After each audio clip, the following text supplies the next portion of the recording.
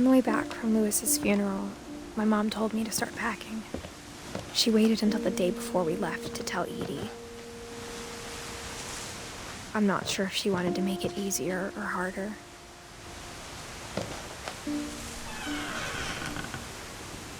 I wish we'd stayed. But I understand why we left.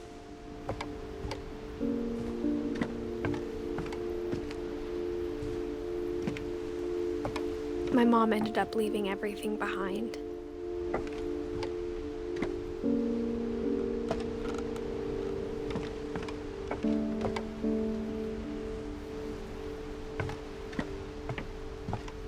What happened that night had been coming for a long time.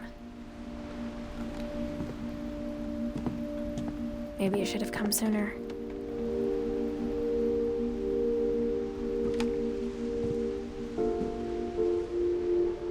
But it had to end one way or another. All that's left now is to tell you about that last night.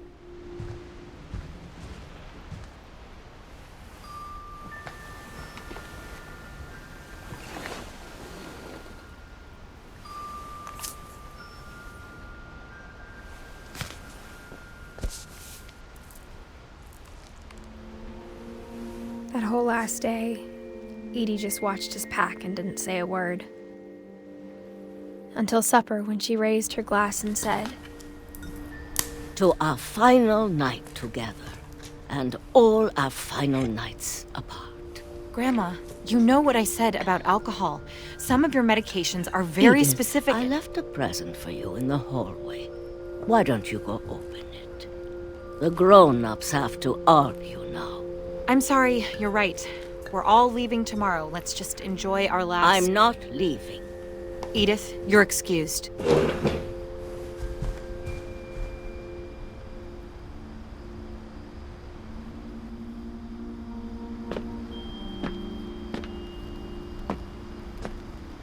the power had been shut off that morning, but Edie always had plenty of candles. When my mom sealed the library, I don't think she knew about the other entrance. Or that Edie had a key to it.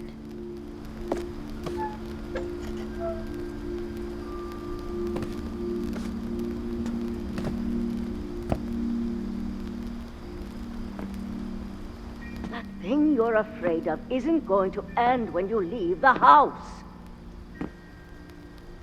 Edith has a right to know these stories. My children are dead because of your stories. I think it's best if Edith and I leave tonight. We'll have the nursing home send a van for you in the morning, okay?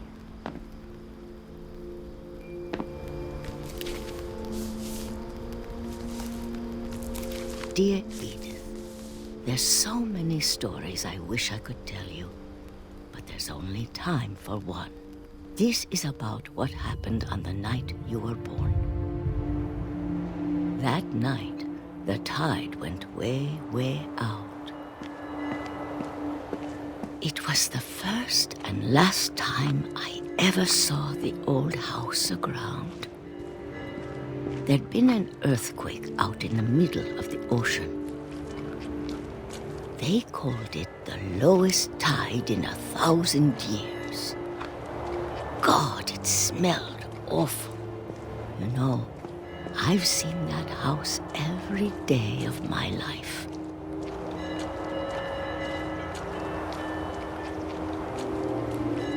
But I never thought I'd go back to it.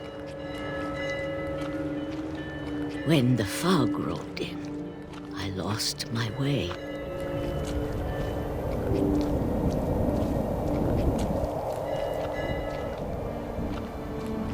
I got turned around.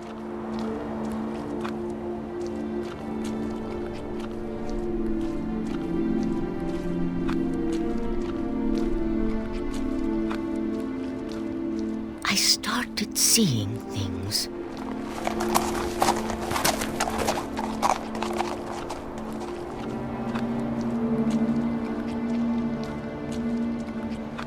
Things I'd forgotten had ever existed.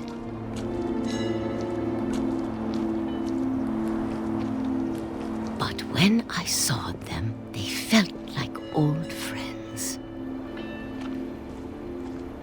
That night, a lot of things came back to me. Or maybe I came back to them.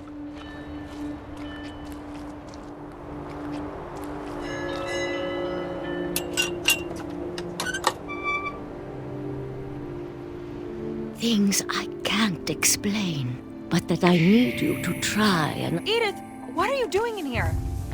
It's mine. Edith! Mom, you're gonna rip it! Let go! I kicked and screamed, but Mom dragged me to the car. I never saw Great-Grandma Edie again. The next morning, the van came to pick her up, but she was already gone. After that, we moved around a lot.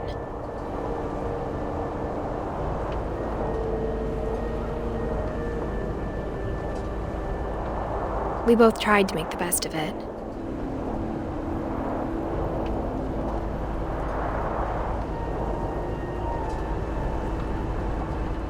A few years went by.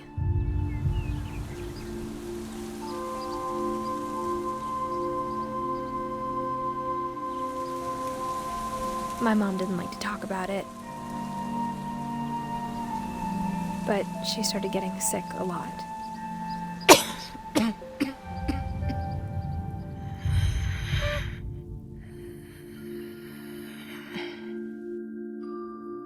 She got better for a while, and then she didn't. And then I was alone. The last Finch left alive.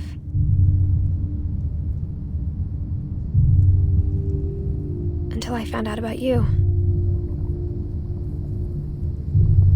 I'm still not sure what to tell you about all this. If we lived forever, maybe we'd have time to understand things. But as it is, I think the best we can do is try to open our eyes.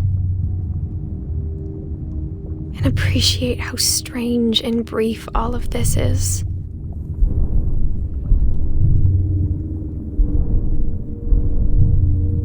This journal was supposed to be for you. But now I hope you'll never see it. I just want to meet you and tell you all these stories myself. But I guess if you're reading this now, things didn't work out that way.